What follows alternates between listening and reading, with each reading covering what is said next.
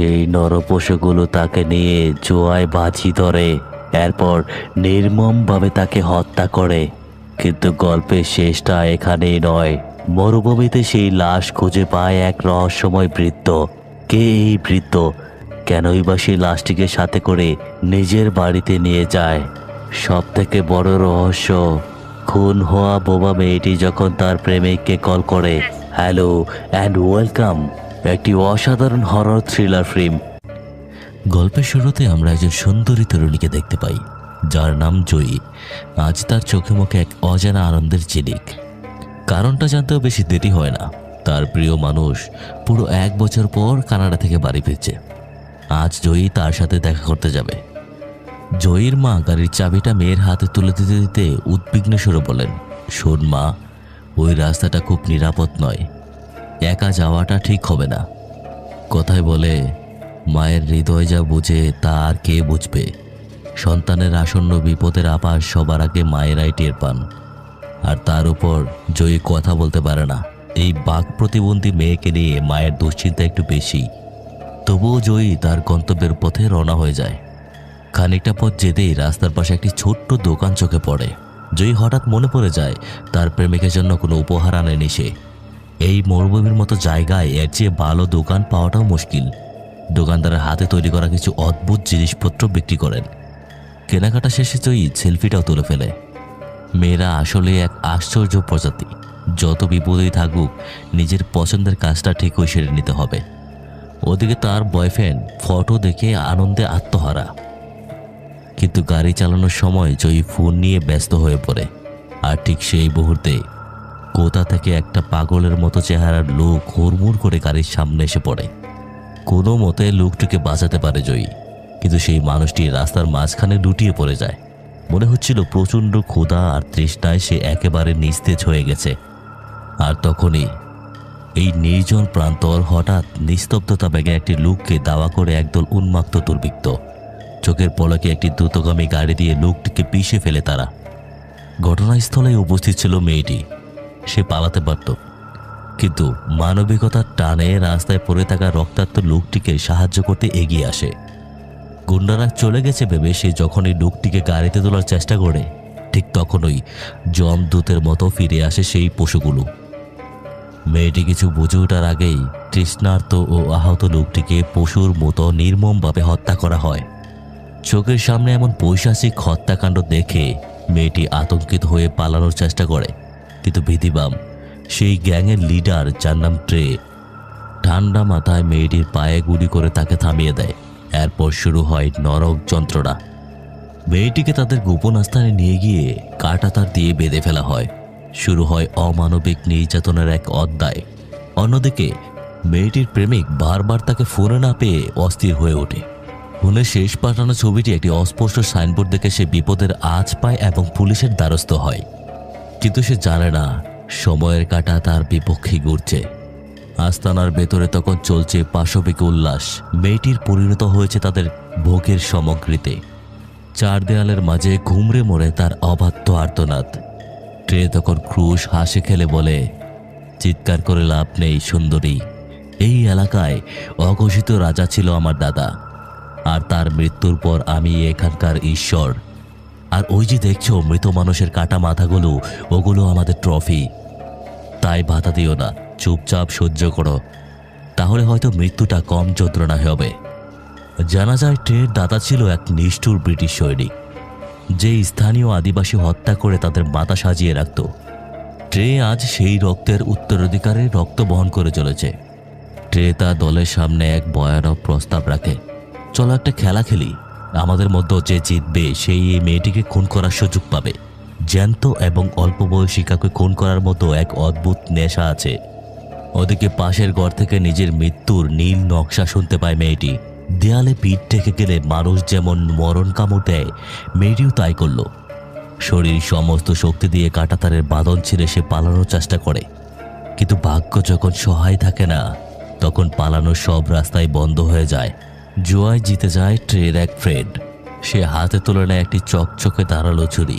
মেয়েটি তখন নিরুপায়, কিন্তু পেছন থেকে জাপটে ধরে একের পর এক আঘাত করে তার শরীরে। রক্তে ভেসে যায় মাটি, এক নিষ্পাপ প্রাণের করুণ সমাপ্তি ঘটে। যা তাকে দেয় এক পৈশাচিক তৃপ্তি।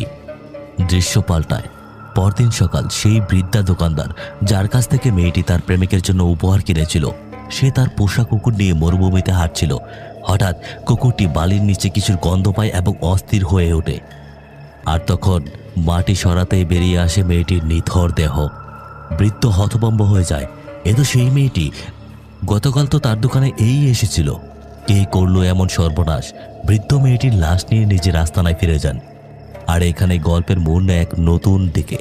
জানা যায় এই বৃদ্ধ কেউ সাধারণ কেউ নয়, তিনি সেই আদিবাসী সম্প্রদায়ের বংশধর যাদের নির্মমভাবে হত্যা করেছিল ট্রের দাদা। আর শুরু হয়ে যায় গল্পের মূল টুইস্ট। মেয়েটিকে বাঁচানোর জন্য বরং প্রতিশোধের অস্ত্র হিসাবে ব্যবহার করার জন্য বৃদ্ধা শুরু করেন এক নিষিদ্ধ ব্ল্যাক ম্যাজিক বা তান্ত্রিক সাধনা। মৃতদেহকে ঘিরে চলতে থাকে আদিম মন্ত্রপাঠ। হঠাৎ প্রকৃতির নিয়ম ভেঙে সেই প্রাণহীন দেহটি শূন্যে বাঁচতে শুরু করে। মৃতদেহের ভেতরে প্রবেশ করে এক অতৃপ্ত আত্মা। মরুভূমির নিস্তব্ধতা ভেঙে শোনা যায় এক হাড়হিম করা চিৎকার। সে আর সাধারণ মেয়েটি নেই, সে এখন প্রতিহিংসার আগুনে জ্বলা এক জীবন্ত অভিশাপ। রাত গভীর। শহরের এক সস্তা হোটেলে আশ্রয় নিয়েছে জয়ীর বয়ফ্রেন্ড। উৎকণ্ঠায় তার চোখে ঘুম নেই। অন্যদিকে জয়ীর অতৃপ্ত আত্মা এখন উন্মুক্ত। শহরের রাস্তায় নিঃশব্দে ঘুরে বেড়াচ্ছে সে, প্রতিশোধের নেশায় মুক্ত এক ছায়ামূর্তি। হঠাৎ একটি পাবলিক বুথ থেকে সে তার বয়ফ্রেন্ডকে কল করে। ফোনের ওপাশ থেকে পরিচিত রিংটোন বেজে ওঠে। বয়ফ্রেন্ড ফোনটা রিসিভ করতেই ওপাশ থেকে বেশি আসে এক নারী কণ্ঠ। এক মুহূর্তে যেন সে থমকে যায়, বিস্ময়ে হতভম্ব হয়ে পড়ে। কারণ জয়ী তো জন্ম থেকেই বোবা ছিল, আজ সে কথা বলছে কি করে? সে কাঁপা কাঁপা গলায় জানতে চায়, তুমি এখন কোথায় আছো? কিন্তু তখন জয়ীর কণ্ঠে তখন মায়ার বদলে বরফ শীতল গম্ভীর্য। সে শুধু বলে, সময় হলে সব জানতে পারবে, আমার এখন অনেক কাজ বাকি। এই বলে সে ফোন রেখে দেয়। লাইন কেটে গেলেও বয়ফ্রেন্ড বিস্ময় কাটে না। সে তৎক্ষণাৎ পুলিশের সহায়তায় ওই ফোন নাম্বারের লোকেশন ট্রেস করে এবং সেই জায়গার উদ্দেশ্যে রওনা দেয়। ঠিক সেই সময়ে জয়ীর নজরে পড়ে এক পুলিশ অফিসার, যেটি এর গ্যাংয়ের সদস্য এবং তার মৃত্যুর অন্যতম সহযোগী। ঘৃণায় এবং রাগে জ্বলে ওঠে জয়ীর চোখ। পুলিশটিকে অনুসরণ করে সে পাশের একটি বারে ঢুকে পড়ে। বারের আবছা আলোয় হঠাৎ মৃত বলে জানা মেয়েটিকে সামনে দেখে পুলিশটি আতঙ্কে পাথর হয়ে যায়। তার চোখ বিশ্বাস করতে পারে না, গতকাল যাকে নিজের হাতে কবর দিয়েছে সে আজ জ্যান্ত সামনে দাঁড়িয়ে। পরিস্থিতি ব্যাগতিক দেখে পুলিশটি কাপা হাতে তাকে গুলি করার চেষ্টা করে, কিন্তু জয়ী এখন আর সেই নিরহ মেয়েটি নয়।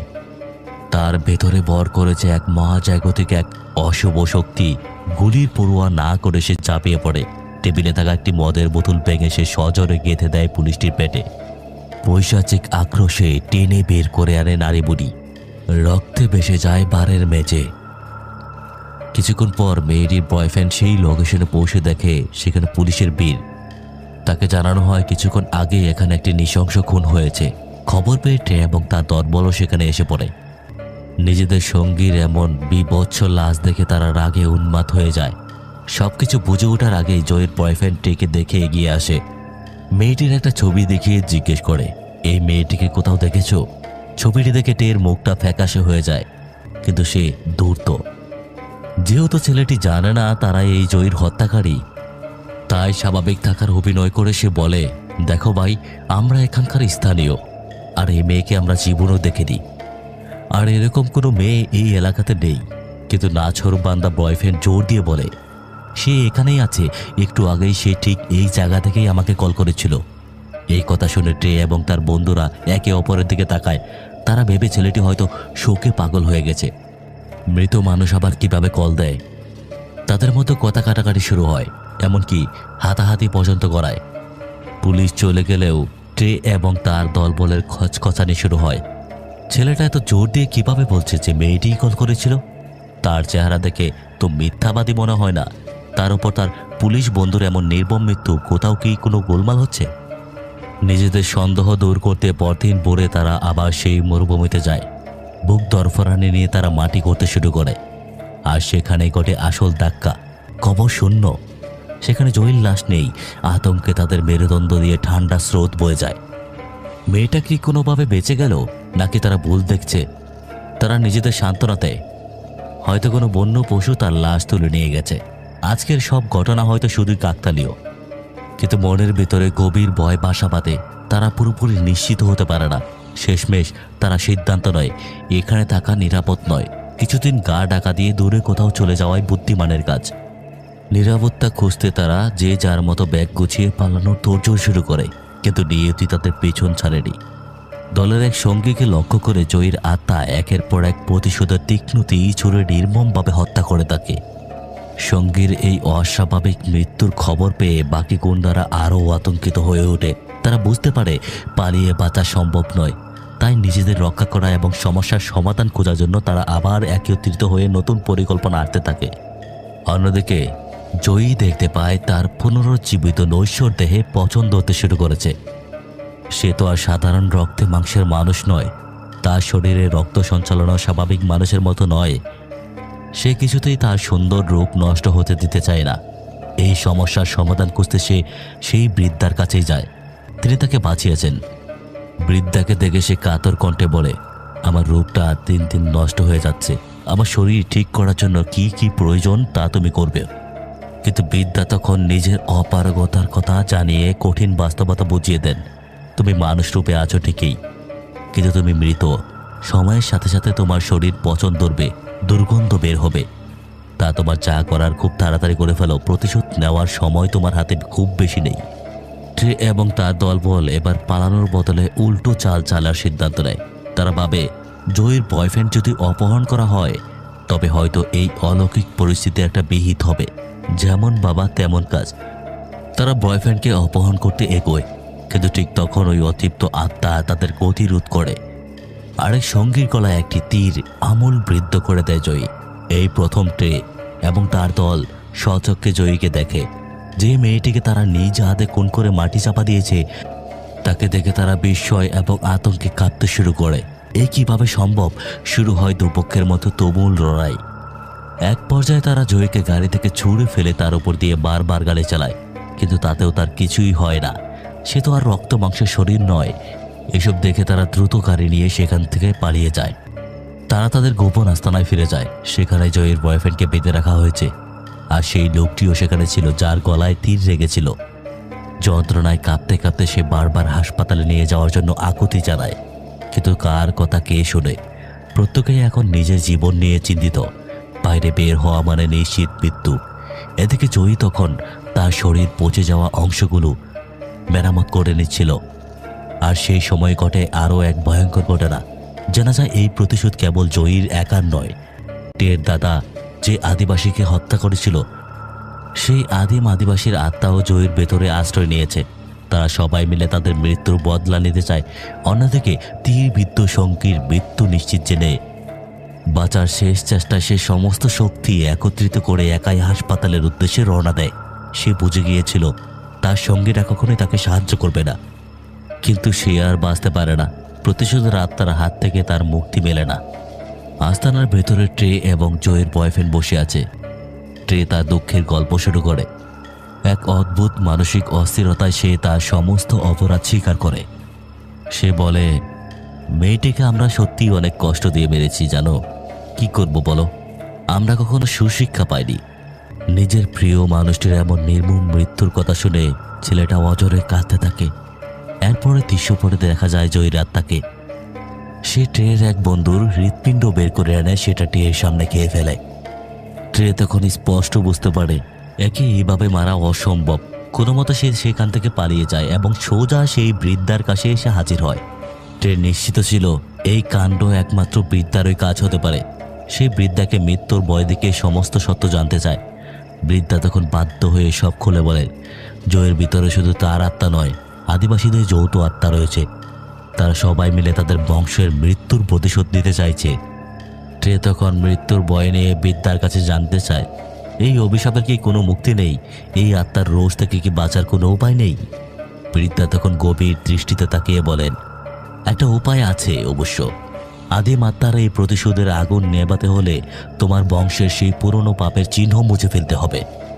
ওই আদিবাসীদের যে কাটা মস্তকগুলো তোমার কাছে আছে, তোমার দাদা ও তোমার সমস্ত ট্রফি সবগুলো পুড়িয়ে দিতে হবে। তবেই হয়তো সবকিছু সমাধান হতে পারে। এক মুহূর্ত দেরি না করে ট্রে সঙ্গে সঙ্গে সমস্ত কাটা মস্তকগুলো নিয়ে আসে। সেগুলো একটি গর্তে রেখে সে যখন শেষকৃত্য করার জন্য প্রস্তুত, তখনই আবির্ভূত হয় আরেক বিপদ। একটি কাটা মস্তক সেখানে অনুপস্থিত। ঠিক তখনই পেছন থেকে ভেসে আসে অট্ট হাসি। হারিয়ে যাওয়া সেই মস্তকটি হাতে নিয়ে সেখানে উপস্থিত হয়েছে জয়ীর আত্মা। পরিস্থিতি ব্যাগতিক দেখে ট্রে নিজেই প্রস্তুত হয় সেই অতীপ্র আত্মার মুখোমুখি হওয়ার জন্য। কিন্তু রক্তে মাংসের শক্তি কি আর পারে প্রতিশোধের আগুনে জ্বলতে থাকা আত্মার ক্রোধের কাছে টিকতে? এক নিমিষে জয়ীর আত্মা তার সমস্ত শক্তি দিয়ে ট্রেয়ের উপর ঝাঁপিয়ে পড়ে। আত্মার রোষের কাছে ট্রেয়ের শরীর মুহূর্তেই ছিন্ন ভিন্ন হয়ে যায়। ঠিক তখনই সেখানে এসে পৌঁছায় জয়ীর বয়ফ্রেন্ড। সে দেখছে এক অবিশ্বাস্য মর্মান্তিক দৃশ্য। জয়ী নিজেই নিজের নশ্বর পচনশীল দেহকে মাটি চাপা দিয়ে বিলীন হয়ে যাচ্ছে। নিজের প্রিয় মানুষটির এমন ভয়ঙ্কর পরিণতি সে সহ্য করতে পারে না। সে জানে এই দেহ জয়ী যত বেশি থাকবে তার কষ্ট ততই বাড়বে। শেষবারের মতো তার ভালোবাসার কথা আবেগের কণ্ঠেই উচ্চারণ করে। এরপর নিজেই সেই দেহকে আগুনে সমর্পণ করে অগ্নিশিখার মাধ্যমে জয়ী এবং তার সাথে থাকা আদিবাসীর আত্মা মুক্তি পায়। একটি সুন্দর কিন্তু মর্মান্তিক প্রেমের গল্প এখানেই সমাপ্তি ঘটে। চলচ্চিত্রটি একটি গুরুত্বপূর্ণ বিষয় আমাদের সামনে স্পষ্ট করে তোলে, তা হলো জীবনে কখনো মা বাবার কথার বিরুদ্ধে না যাওয়া। জয়ী যদি তার মায়ের কথা শুনতো তাহলে হয়তো এই ছেলেটির চিরতরে না পাওয়ার বেদনা সহ্য করতে হতো না, এমন মর্মান্তিক পরিণতি তাকে দেখতে হতো না। যাই হোক, মুভিটি যদি ভালো লেগে থাকে তাহলে অন্তত একটি লাইক করে দিন। আশা করে তাকে এই নতুন চ্যানেলটির সাথেই থাকবেন।